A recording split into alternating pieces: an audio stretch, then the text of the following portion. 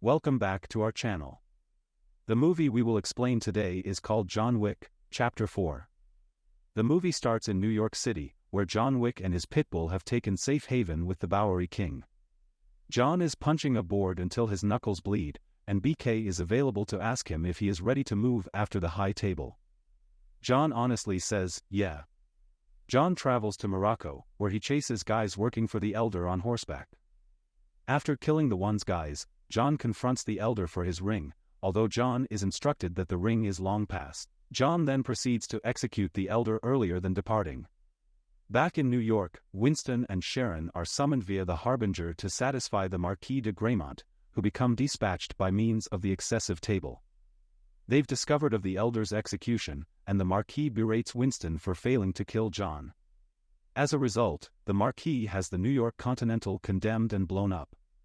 Winston is deemed excommunicado, and to rub it in deeper, the Marquis shoots Sharon inside the chest.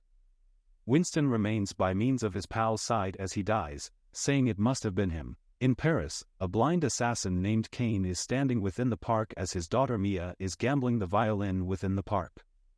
Cain is referred to with the aid of the Marquis to move after John. Cain says he is retired, however the Marquis threatens Mia's life if Cain refuses the orders of the excessive desk.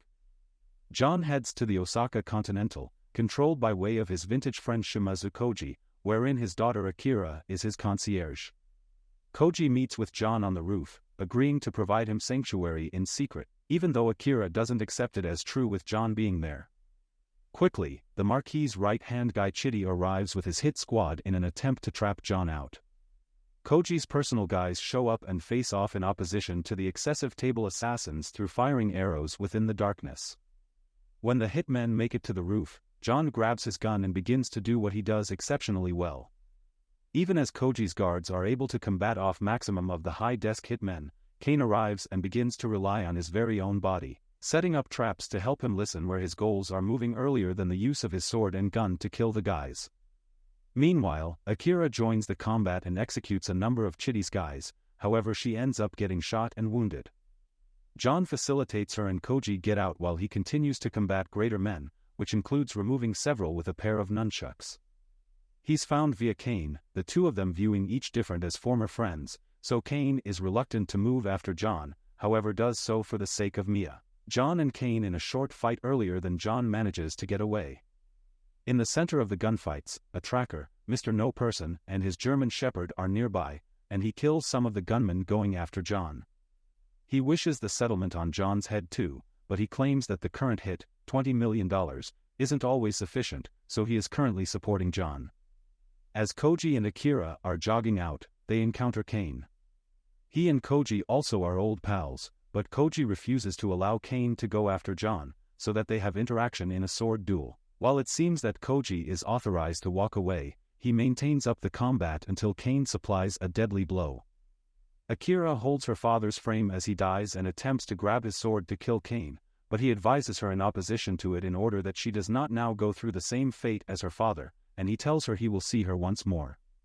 Akira goes to the education station where she unearths John, blaming him for her father's death. She tells him to kill Cain, or she will be able to. Winston meets with Bowery King, as they each realize they still being near John makes them objectives. In the meantime, the Harbinger talks to the Marquis over the pointless bloodshed on the Osaka Continental, however the Marquis says it is vital to not simply kill John Wick, but to spoil the idea of him as an untouchable and unkillable parent. The Marquis is then visited through Mr. No Person, who demands a $23 million agreement for killing John.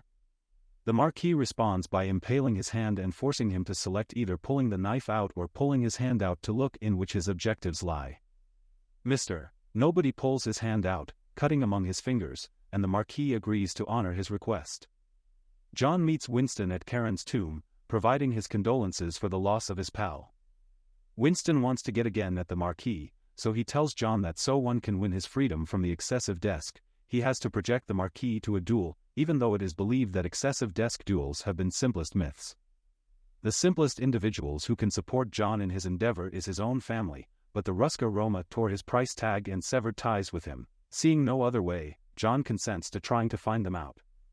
John travels to the Ruska Roma in Berlin, where he is greeted with a shotgun blast by the priest before he is tied up with a noose around his neck. He's met via his adoptive sister Katia, who is irritated with John because his killing of the elder led the Marquis to order the execution of her father Piotr, who would have authorized of John within the duel. John helps Katia to redeem himself, and she orders him to go after a German excessive table member named Killa, the man who killed her father. John is going to Killa's nightclub, in which Kane and Mr. No One also are there after monitoring John down. The three sit for a card sport with Killa, in which Killa cheats before having his men move after the three assassins. Even as Kane and No One hold their personal against the thugs, in conjunction with No One's canine, John is going after Killa all through the club inside the midst of oblivious clubgoers. John slices Killa's neck with a card and fights him, though Killa makes use of his power and weight towards John. Killa's men pass after John and meet predictably bloody ends. Killa pushes John over a balcony, however it is not sufficient to prevent him. John ultimately corners Killa and knocks him over a stairway, sending him falling till he smashes head first onto the floor, killing him. John then takes one in all Killa's gold teeth as evidence of his death and brings it to Katia, who reacts approvingly and enables John undergo the ceremony where he's branded with the family's crest and given help for the duel. Winston visits the Marquis with the respectable mission file from John for the duel. Notwithstanding the Marquis looking to refuse, Winston reminds him that he is still certain of the excessive table and its customs, so he has to go through with it.